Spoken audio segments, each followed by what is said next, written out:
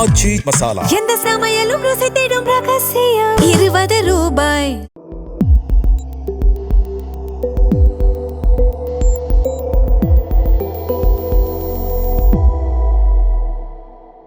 தமிழ் தடம் நேயர்களுக்கு வணக்கம். இன்றைய நேர்காணலில் நம்மோடு இணைந்திருப்பவர் ஊடகவியலாளர் திரு கெப்ரியல் தேவதாஸ் அவர்கள். சார் வணக்கம். வணக்கம் சார். நேற்றைக்கு பார்த்தீங்க அப்படின்னா அமைச்சர் மரிய வில்சன் அவர்கள் இவ்வளோ நாளாக பட்ஜெட் படிக்கும்போது நிறையா குற்றச்சாட்டு வச்சுருந்தாங்க அவர் மேலே. என்ன அப்படின்னு பார்த்தோம்னா தமிழ் சரியாக படிக்கலை அப்படின்ற மாதிரி. ஸோ அதற்கு நேற்றுக்கு ஒரு விளக்கமும் கொடுத்துருக்காரு. ஸோ எப்படி பார்க்குறீங்க இந்த விளக்கத்தை? ஸோ முதல்ல என்னென்னா, அசம்பிளியில் பேசும்போது தேவையில்லாத விஷயங்களை பேசி நேரத்தை வீணடிக்கிறது. இதுக்கு முன்னாடி லைவ் டெலிகாஸ்ட்லாம் பண்ணல. ஸோ இவங்க என்னெல்லாம் பண்ணிட்டு இருந்தாங்கன்றது பெருசாக மக்களுக்கு தெரியாது. ஆனால் இப்போ பார்த்தோன்னா ஒரு பிரயோஜனமும் இல்லாத விஷயத்தை பேசி பெரிய நேரத்தை வேஸ்ட் பண்ணிட்டு இருக்காங்க. அது மட்டும் இல்லாமல் இந்த மாதிரியான விஷயங்கள் பெரிய ஒரு விவாத பொருளாகவும் மாறுது. இப்போ பார்த்தீங்கன்னா திமுக எம்எல்ஏ மரிய வில்சன் அவர்களோட பேச்சை பற்றி அவர் சுட்டி காட்டுறாரு. தமிழில் பேசணும், அவர் நிறைய ஆங்கிலத்தில் பேசுகிறாரு, சில நேரங்களில் நிறைய பிழை இருக்குது அவர் தமிழில் பேசுகிறதுல அப்படின்லாம் அவர் சுட்டி காட்டுறார். அப்புறம் இதுக்கு பார்த்தோன்னா இவர் ஸ்பீக்கர் பேசுகிறார், அடுத்தது ஜேசிடி பிரபாகர் அவர்கள் அதை பற்றி பேசுகிறாரு, அப்புறம் ராஜ்மோகன் அவர்கள் அதை பற்றி பேசுகிறாரு, அதுக்கப்புறம் ஏவாவேலு ஒரு விளக்கம் கொடுக்குறாரு, அதுக்கப்புறம் மரிய வில்சன் பார்த்தா பெரிய கோவப்பட்டு பேசுகிறாரு. இது ஒரு விஷயம்னு இதை பற்றி இவ்வளோ பேசணுமா? ஸோ இந்த மாதிரி தேவையில்லாத விஷயங்கள் பார்த்தோன்னா நிறைய டிஸ்கஸ் பண்ணுறாங்க. அதுக்கப்புறம் அமைச்சரை பொறுத்தளவில், மரிய வில்சன் அவர்களை பொறுத்தளவில், நான் ஒரு பாஸ்கெட் பால் பிளேயர், நான் டிஃபென்ஸ்லேயும் ஆடுவேன், அஃபென்ஸ்லேயும் ஆடுவேன், எப்போ டிஃபென்ஸில் ஆடணும்னு தெரியும், எப்போ அஃபென்ஸில் ஆடணும்னு தெரியும். உங்களோட திறமைகளெல்லாம் பற்றி பேசுறதுக்கு தான் அசம்பிளி இருக்கா என்ன? இவங்க எல்லாருமே பார்த்தோன்னா ஏதோ ஒரு வகையில் நார்சிசிஸ்டுகளாக இருக்காங்க. ஒரு விதமான நார்சிசிசம் அவங்களுக்குள்ள இருக்குது. அவங்கள பற்றியே பேசிக்கிட்டு இருக்கிறது. நான் எப்படின்னு தெரியுமா, நான் அப்படி பண்ணிடுவேன், இப்படி பண்ணிடுவேன். அதுவும் இல்லாமல் அவரோட விஷயத்தை பற்றி பேசினோடனையும் அவருக்கு தமிழில் பெரிய ஆளுமை இல்லை அப்படின்றத பற்றி பேசணுன்னே அவ்வளோ கோவம் வருது.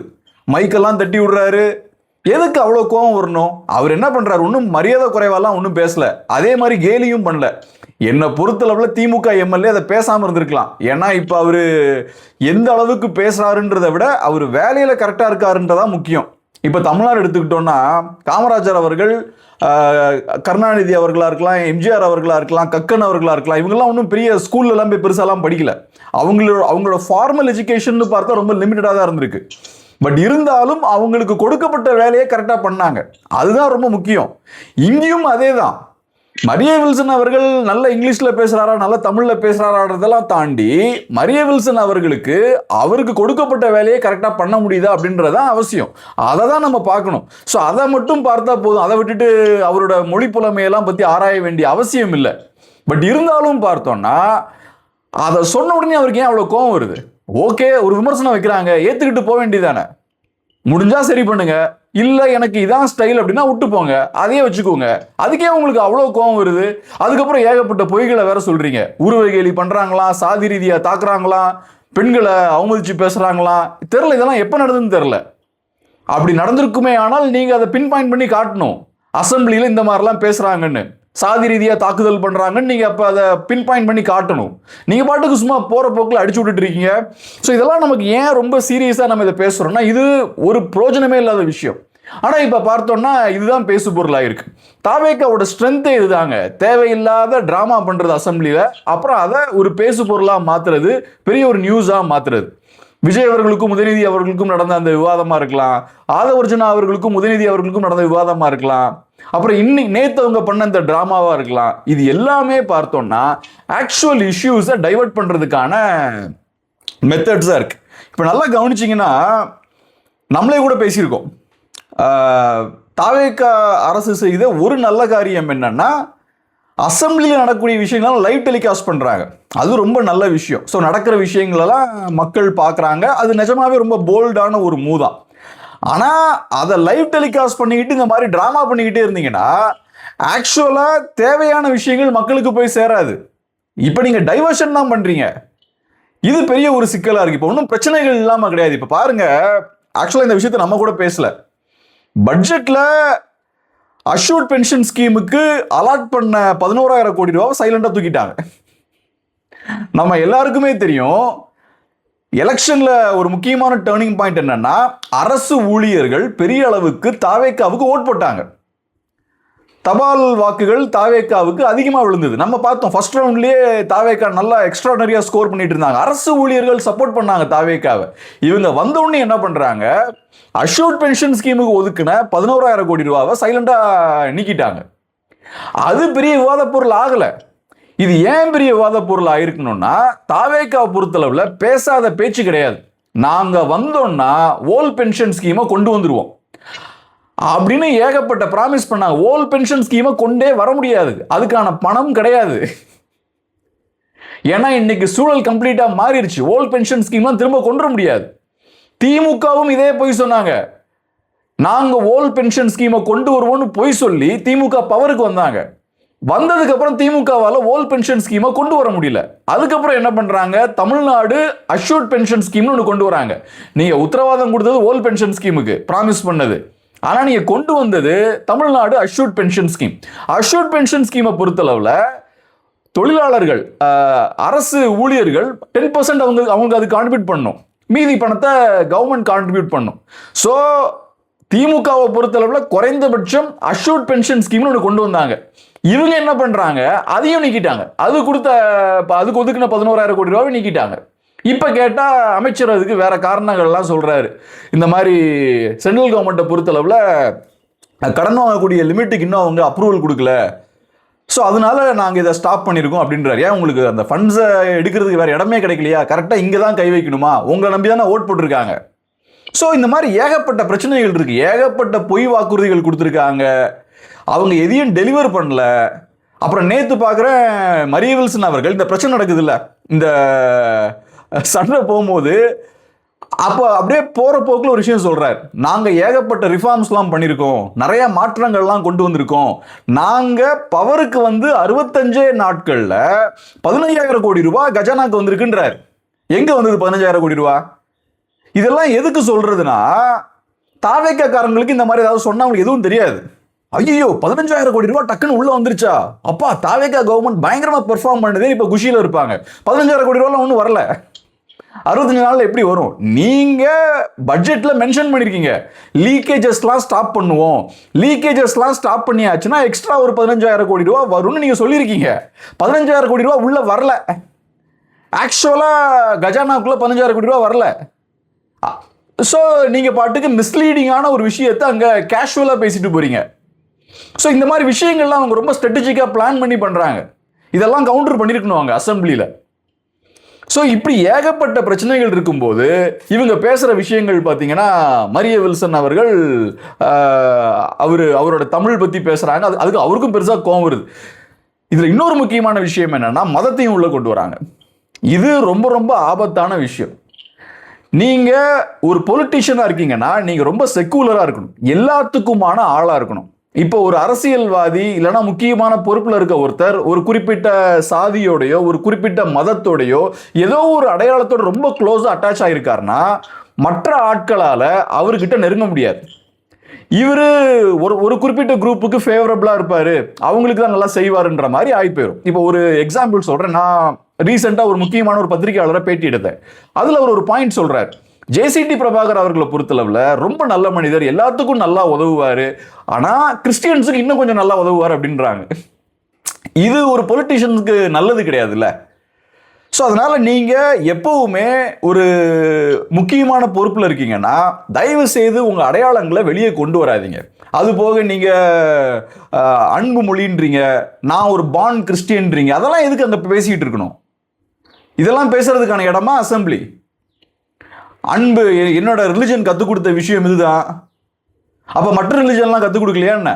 எல்லா ரிலிஜனும் உலகத்துல நல்ல விஷயங்கள் தான் கற்றுக் கொடுத்துட்டு இருக்கு. அப்புறம் எல்லா ரிலிஜனும் சமம்தான்ற ஒரு எண்ணமும் உங்களுக்கு இருக்கணும். அது இருந்ததுன்னா நீங்க இந்த மாதிரி அங்க பேசிட்டு இருக்க மாட்டீங்க. ஸோ உங்களோட மத அடையாளங்கள், உங்களோட மதம் சார்ந்த பார்வை, ஒரு மதத்தோட உங்களுக்கு அட்டாச்மெண்ட் இருக்கலாம், நம்பிக்கை இருக்கலாம், ஆனால் அது உள்ளுக்குள்ள இருக்கணும், வெளியே வரக்கூடாது. ஸோ அங்கேயும் பார்த்தா பெரிய ஒரு தவறு நடக்குது. இப்போ என்ன ஆகுதுன்னு பார்த்தோம்னா, தேவையில்லாத இந்த விஷயமே இப்போ விவாத பொருள் ஆகுது. அப்புறம் இங்கே ஒரு கிறிஸ்டியன் கவர்மெண்ட் நடந்துட்டு இருக்குன்றாங்க ஒரு குரூப்பு, அப்புறம் இன்னொரு குரூப் பார்த்தா ஏன் அவரோட நம்பிக்கை இதில் பேசுறதுல தப்பு இருக்குன்றாங்க. இப்போ நான் சொன்ன மாதிரி பேசுறதுக்கு ஏகப்பட்ட இஷ்யூஸ் இருக்கு. ஓல்ட் பென்ஷன் ஸ்கீமை கொண்டு வருவேன்னு சொல்லிட்டு அஷ்யூர்ட் பென்ஷன் ஸ்கீமுக்கான ஃபண்ட்ஸை கட் பண்ணியிருக்காங்க.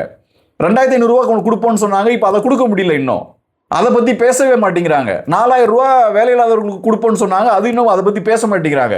6 கேஸ் சிலிண்டர் பற்றி பேச மாட்டேங்கிறாங்க.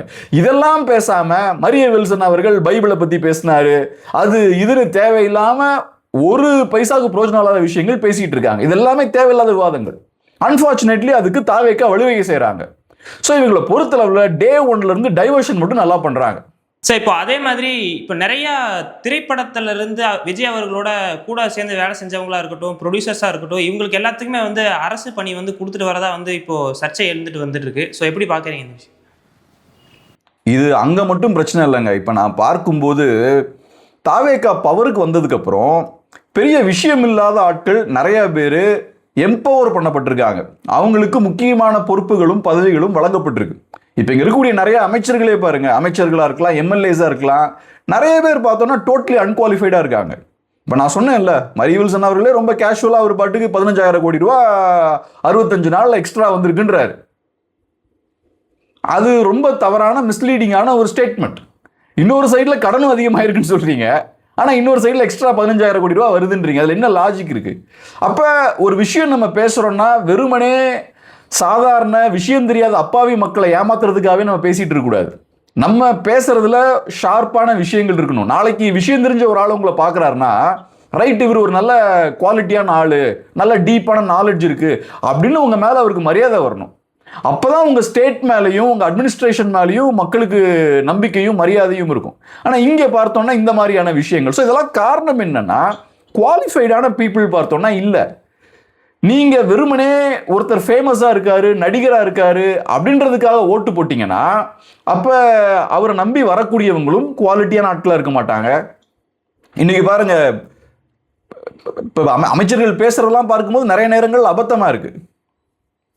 அதே மாதிரி நீங்கள் அப்பாயிண்ட் பண்ணக்கூடிய ஆட்களும் பார்த்தா குவாலிட்டியான ஆட்களாக இருக்க மாட்டாங்க. இப்போ ஒரு நல்ல ஒரு சித்தாந்தத்தோட பெரிய ஒரு விஷனோட தமிழ்நாட்டு மேலே நிஜமாவே ஒரு அக்கறையோடு நீங்கள் அரசியல் பண்ணீங்கன்னா நல்ல ஆட்களை ஈர்த்து எடுப்பீங்க. நல்லா படித்தவங்க, விஷயமானவங்க.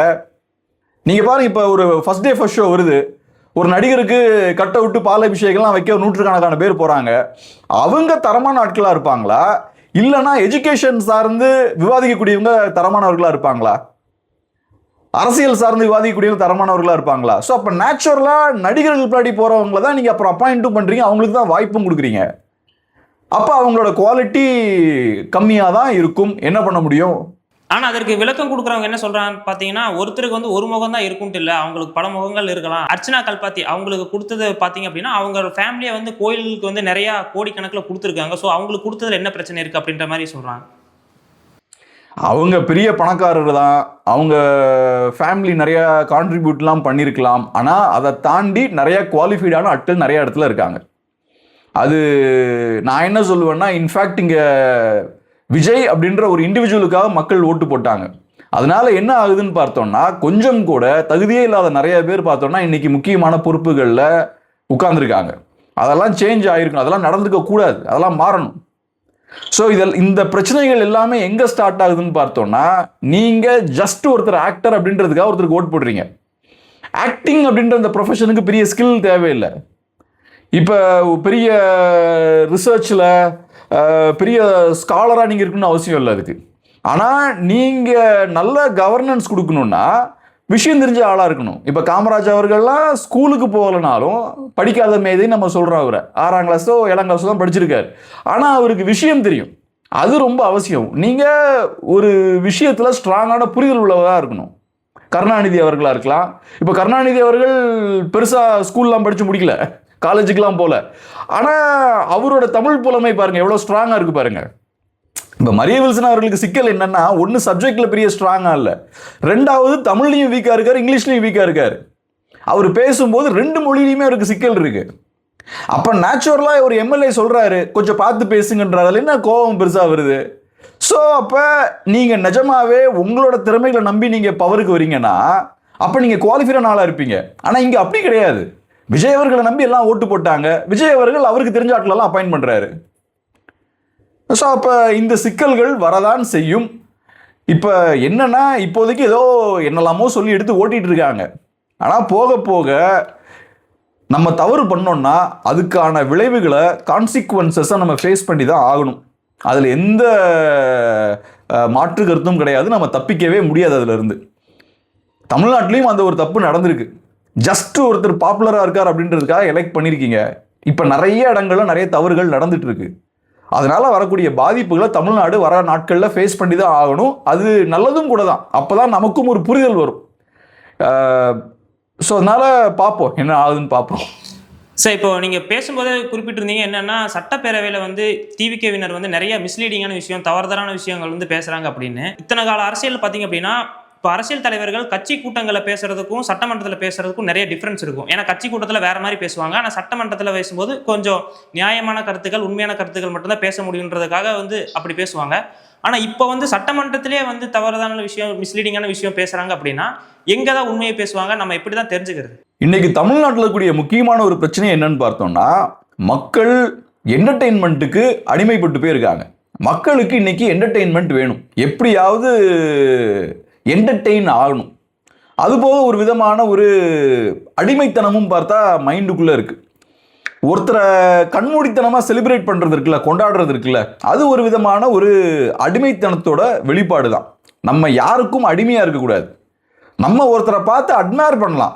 இவர் ஒரு பெரிய ஒரு ஸ்காலர், இவர் ஒரு பெரிய விஷயம் தெரிஞ்ச ஒரு ஞானி, இவர் கூட நான் இருந்தால் நிறைய விஷயங்கள் கற்றுக்கலாம், அவரை நான் ஒரு டீச்சராக ஏற்றுக்கலாம், அது வேற.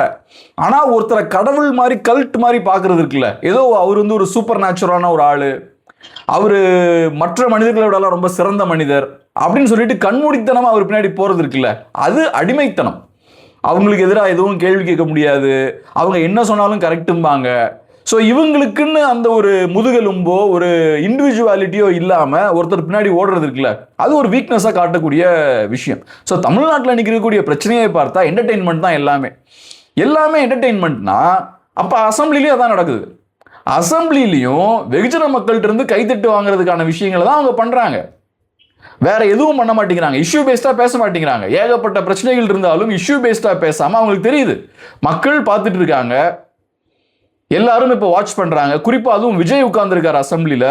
ஸோ இப்போ முன்னாடி மாதிரி கிடையாது. முன்னாடிலாம் பொலிட்டீஷியன்ஸ்னா போரிங் பீப்புள், அவங்க எதையாவது பழைய ஆட்கள் பேசிகிட்டு இருப்பாங்க, அதெல்லாம் உட்காந்து பார்க்க முடியாதுன்ட்டு போயிடுவாங்க. ஆனால் இப்போ அப்படி கிடையாது. அரசியல்வாதிகள் பேசுகிறதெல்லாம் கேட்குறாங்க. இப்போ அதுவும் குறிப்பாக அசம்பிளியில் விஜய் அவர்கள் இருக்கும்போது அவரை பார்க்குறதுக்காகவே நிறைய பேர் வராங்க. அப்போ இவங்களுக்கு தெரியுது அசம்பிளியில் நடக்கக்கூடிய விவாதங்கள் நம்மளோட பாப்புலாரிட்டியை இம்பேக்ட் பண்ணணும்னு தெரியுது. ஸோ அப்போ அசம்பிளியில் நம்ம பெர்ஃபார்ம் பண்ணணும்னா சில நேரங்களில் தவறான கருத்துக்களை பதிவு பண்ணுறது, நிறையா நேரங்களில் பர்சனல் அட்டாக்ஸில் ஈடுபடுறது. நான் இதை தாவேகா நண்பர்கள் டிவி சேனல்ஸில் பண்ணுறதையும் நான் பார்க்குறேன். அவங்கள பொறுத்தளவில் நிறைய பர்சனல் அட்டாக்ஸில் ஈடுபடுறது, அவங்களுக்கு எதிராக கருத்துக்கள் முன்வைக்கிறாங்கன்னா அவங்கள பர்சனலாக அடிக்கிறது. அது காரணம் என்னன்னா, அப்படி பண்ணால் தாவேகா ஆதரவாளர்கள் அதை ரசிப்பாங்க. ஏன்னா அவங்களுக்கு ஒன்றும் அரசியல்லாம் தெரியாது. பாடுறா எங்காலும் உங்களை எப்படி அவமானப்படுத்திட்டாரு, பாடுறா கரெக்டாக நோஸ்கட் பண்ணிட்டாருடா. அவங்களுக்கும் தெரியும் தாவேகா ஆதரவாளர்களுக்கு என்ன பிடிக்கும்னு தெரியும். ஸோ அதுக்கு ஏற்ற மாதிரி இந்த மாதிரி அநாகரிகமான வேலைகளில் ஈடுபடுறது. நிறைய டிவி சேனல்ஸில் தாவேகாக்காரங்க உட்காந்து பர்சனல் அட்டாக்ஸ் பண்ணுறதை நான் பார்க்குறேன். அது அந்த டிபேட்டையே பார்த்தோன்னா தரக்குறைவாக்கிறது. இங்கேயும் அதே தான், அசம்பிளிலையும் உட்கார்ந்துக்கிட்டு பர்சனல் அட்டாக்ஸில் ஈடுபடுறது. ஸோ அப்போ அரசியல் புரிதல் இல்லாத இந்த சாதாரண ஆட்கள் பார்க்கும்போது, யங்ஸ்டர்ஸ் பார்க்கும்போது ஏதோ பயங்கரமாக நோஸ்கட் பண்ணிட்டாங்க, எப்படி பதிலடி கொடுத்தாங்க பாருங்க, ஆனால் விஷயத்தை பேசியிருக்க மாட்டாங்க. இப்போ மரியவில்சனும் அப்படி தானே, சாதாரண ஒரு கேள்வி உடனே ஏதோ பயங்கரமாக அட்டாக் பண்ணுற மாதிரி அக்ரெசிவாக இறங்குறாரு. எதுக்கு அவ்வளோ அக்ரெசிவாக இறங்கணும்?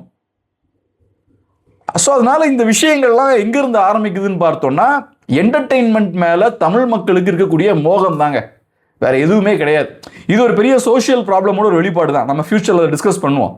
என்டர்டெயின்மெண்ட்டுக்கு எந்த மாதிரியான காலகட்டத்தில் மக்கள் இந்த மாதிரி வெறித்தனமாக அடிமைப்பட்டிருப்பாங்க. ஏன்னா நம்ம ஏற்கனவே நம்ம லெட்ஸ் டாக் சினிமா சேனலில் கிளாடியேட்டர் பற்றி பேசணும். அங்கேயும் பார்த்தோம்னா அந்த கிளாடியேட்டர் ஸ்போர்ட், அந்த பெரிய பெரிய ஈவெண்ட்ஸ்லாம் எதுக்கு வைக்கிறாங்க? மக்களை டைவர்ட் பண்ணுறதுக்காக, மக்களை என்டர்டெயின்டாக ஜாலியாக வைக்கிறதுக்காக. அப்போ மக்கள் பிரச்சனைகள் பற்றி பேச மாட்டாங்க, விலைவாசி உயர்வை பற்றி பேச மாட்டாங்க, சாப்பாடு பற்றி பேச மாட்டாங்க, வேலையில்லா திண்டத்தை பற்றி பேச மாட்டாங்க. அப்போ மக்களை டைவர்ட் பண்ணுறதுக்கு இந்த பெரிய பெரிய டைவர்ஷன்ஸை கிரியேட் பண்ணுறது, பெரிய பெரிய ஈவெண்ட்ஸை கிரியேட் பண்ணுறது. இங்கேயும் ஏறக்குறைய அதே ஸ்டைலில் தான் நடக்குது. ஒரு சைடில் சாப்பாடெல்லாம் ஃப்ரீ, நிறைய இலவசங்கள், இன்னொரு சைடில் டைவர்ஷன், என்டர்டெயின்மெண்ட், இந்த மாதிரி விஷயங்கள் பண்ணுறாங்க. ஸோ காலங்காலமாக அது நடந்துட்டு இருக்கு. தமிழ்நாட்டில் மட்டும் கிடையாது, மற்ற நாடுகள்லையும் நடந்துட்டு இருக்கு. அப்பப்போ நிறைய காலகட்டங்கள் நடக்கும். சில காலகட்டங்களில் புரட்சியும் நடக்கும், சில காலகட்டங்கள் இது மாதிரி டைவர்ஷன் நடக்கும். ஸோ அதனால அந்த மாதிரியான ஒரு காலகட்டத்தில் நம்ம இன்னைக்கு இருக்கோம். என்டர்டெயின்மெண்ட்டுக்கு அடிமைப்பட்டு போய் இருக்காங்க. அதோட ஒரு வெளிப்பாடு தான் அதெல்லாம். ஸோ இப்போ அடுத்ததாக அமைச்சர் அருண்ராஜ் ஐயர் அவர் என்ன சொல்கிறார் அப்படின்னா, பேசக்கூடிய நிகழ்ச்சியில் ஒன்று, தமிழர்கள் வந்து நிறைய குழந்தைகளை வந்து பெற்றுக்கணும். ஃபெர்டிலிட்டி ரேட்டு வந்து இப்போது 1.3 அப்படி தான் இருக்குது. 2.3 இருந்தால் தான் இருக்கக்கூடிய பாப்புலேஷனாவது நம்மளால் சஸ்டெயின் பண்ண முடியும் அப்படின்ற மாதிரி சொல்கிறாரு. ஸோ எப்படி பார்க்குறீங்க இது? ஏன்னா சவுத் இந்தியா ஃபுல்லாமே வந்து இந்த மாதிரி ஸ்கீம்ஸ் கொண்டு வராங்க. எல்லா முதல்வர்களும் பேசும்போது என்ன சொல்கிறாங்கன்னா, நிறைய குழந்தைகள் பெற்று எடுத்துக்கோங்க அப்படின்ற மாதிரி ஒவ்வொரு தமிழ்நாட்டு தென்னக சிஎம் எல்லாம் சொல்லிட்டு இருக்காங்க. ஸோ எப்படி பார்க்குறீங்க? இப்போ என்னோட ஒப்பீனியன் இதில் என்னன்னா, இது அரசியல்வாதிகளோட வேலை கிடையாது. ஒரு ஒரு ஒரு ஒரு கப்புள் எவ்வளோ குழந்தைகள் பெற்றுக்கலாம் அப்படின்றது அவங்களோட பர்சனல் சாய்ஸ். சில விஷயங்களில் அரசியல்வாதிகளும் அரசியல் கட்சிகளும் மூக்க நுழைக்க கூடாது. அது அவங்களோட பர்சனல் சாய்ஸ். இந்த தவிர திமுகவும் பண்ணாங்க. ஸ்டாலின் அவர்களும் அடிக்கடி சொன்னாங்கல்ல, இந்த மாதிரி நிறைய குழந்தைகள் பெற்றுக்க ஆரம்பிக்கணும், ஏன்னா நம்மளோட ஃபெர்டிலிட்டி ரேட் ரொம்ப கம்மியாக இருக்குது. உங்களுக்கு ஃபெர்டிலிட்டி ரேட் கம்மியாக இருக்குது அப்படின்றதுக்காக இங்கே இருக்கவங்கலாம் நிறைய குழந்தைகள் பெற்றுக்க முடியாது. அதுக்கப்புறம் கேட்டால் சொல்லுவாங்க, டீலிமிட்டேஷனால் தமிழ்நாட்டுக்கு பெரிய பாதிப்பு வரப்போகுது, நம்ம சென்ட்ரல் கவர்மெண்ட்டோட பேச்சை கேட்டு பாப்புலேஷனை நாங்கள் கண்ட்ரோல் பண்ணோம், பாப்புலேஷன் கண்ட்ரோலை ரொம்ப எஃபெக்டிவாக நாங்கள் இம்ப்ளிமெண்ட் பண்ணோம், இப்போ அதுக்காக நாங்கள் வஞ்சிக்கப்படுறோம், ஸோ அதனால் இனிமேல் நிறைய குழந்தை பெற்றுக்குங்கன்னு சொல்கிறது. அப்போ உங்களுக்கு தேவைன்னா கம்மியாக பெற்றுக்குங்கம்பீங்க, அப்புறம் திடீர்னு உங்களுக்கு தேவைன்னா அதிகமாக பெற்றுக்குங்கம்பீங்க. ஸோ உங்கள் தேவைக்கு ஏற்ற மாதிரி தமிழ்நாட்டு மக்கள் பிளான் பண்ண முடியுமா? உங்கள் தேவைக்கு ஏற்ற மாதிரிலாம் யாரும் பிளான் பண்ண முடியாது. ஒவ்வொருத்தனுக்கும் வீட்டில் 1008 பிரச்சனை இருக்கும். இப்போ 2 குழந்தைய பெற்றுக்கிறாங்கன்னா அந்த குழந்தைகளை பார்த்துக்கிறதுக்கு வாய்ப்பு இருக்கா? இல்லை 3 குழந்தை பெற்றுக்கிறாங்கன்னா அதுக்கான ஃபினான்ஷியல் ரிசோர்ஸ் இருக்கா? அந்த குழந்தைகளை வளர்க்குறதுக்கான செட்டப் வீட்டில் இருக்கா? இதெல்லாம் பார்க்கணும்ல. அதெல்லாம் இல்லாமல் ஏதோ கவர்மெண்ட்டோட தேவைக்கு ஏற்ற மாதிரி நிறையா குழந்தை பெற்றுக்குங்க, கம்மியாக பெற்றுக்குங்கன்னு சொல்கிறது. ஸோ அதனால் நான் என்ன சொல்கிறேன்னா, இது உங்கள் வேலையே கிடையாது. உங்கள் வேலை என்னென்னா, நல்ல எம்ப்ளாய்மெண்ட்டை கிரியேட் பண்ணுங்கள், ப்ராஸ்பேரிட்டியை கிரியேட் பண்ணுங்கள். மக்கள் நல்லா செழிப்பாக இருக்காங்கனாலே கான்ஃபிடெண்ட்டாக குழந்தைகள் பெற்றுப்பாங்க. இப்போ ஏன் எல்லாம் யோசிக்கிறாங்க நிறைய குழந்தை பெற்றுக்கிறதுக்கு சிட்டிலலாம்? ஒன்று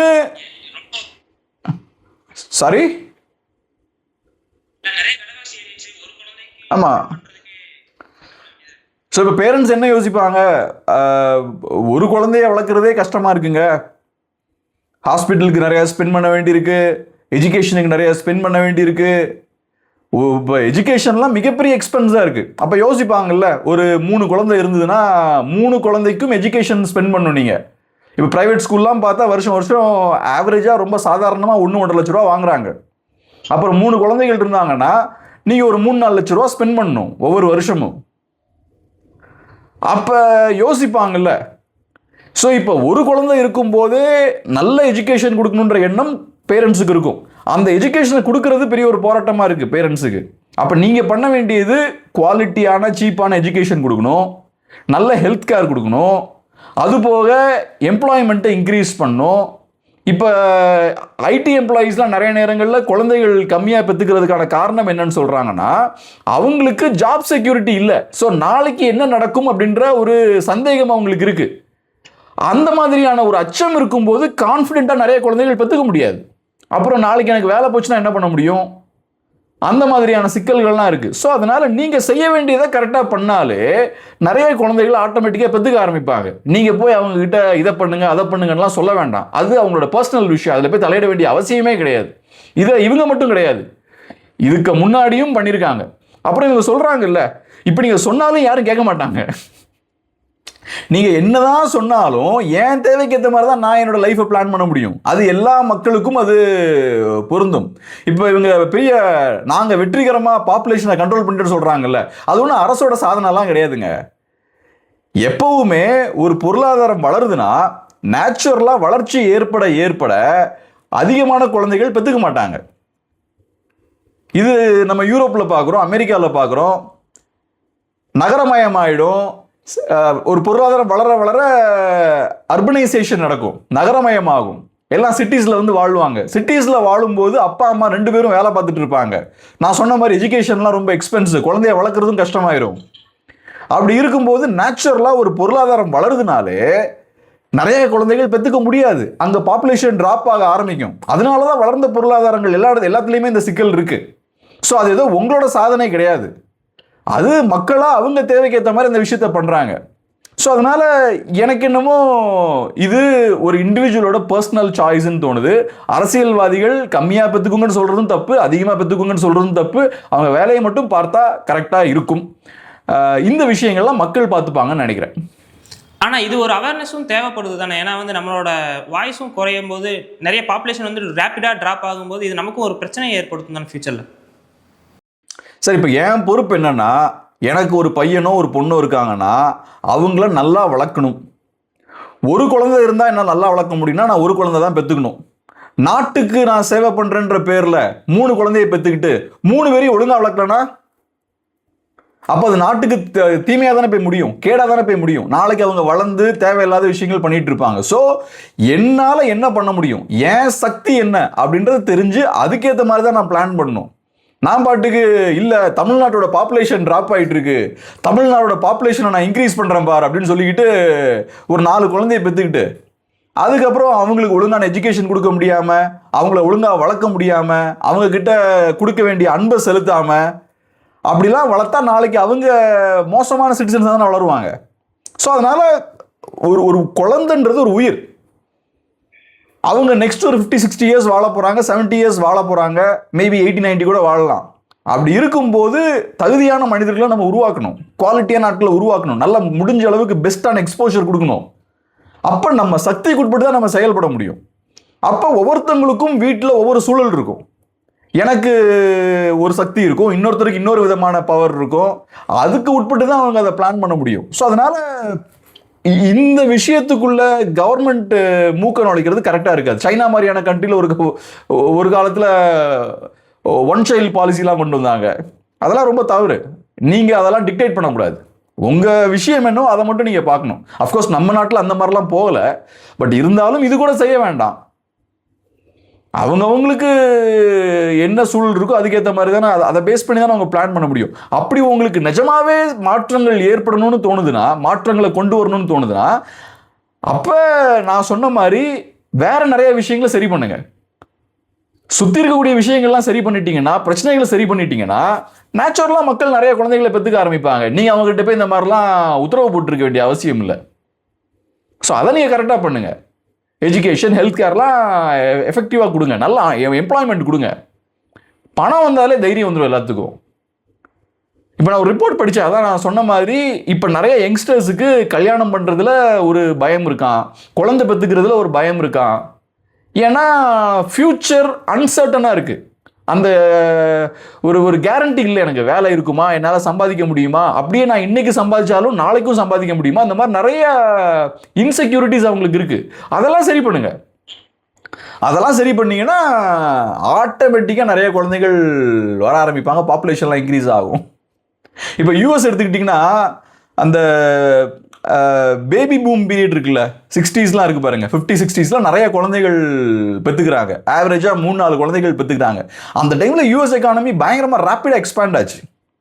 பயங்கரமான ஒரு க்ரோத் யூஎஸில், especially after second world war பயங்கர ப்ராஸ்பேரிட்டி இருக்குது. ஸோ நேச்சுரலாக ப்ராஸ்பேரிட்டி அதிகமாக இருக்கும்போது மக்களுக்கு ஒரு கான்ஃபிடன்ஸும் இருக்குது, நம்ம பார்த்துக்கலாம், ஒன்றும் பிரச்சனை இல்லை, நம்ம பார்த்துக்கலாம். அந்த ஜென்ரேஷனை தான் பேபி பூமர்ஸ்மாங்க. ஸோ அதுதான் நமக்கு வேணும். ஓகே சார், நிறைய விஷயங்கள் நம்மளோட பகிர்ந்துக்கிட்டீங்க, நன்றி.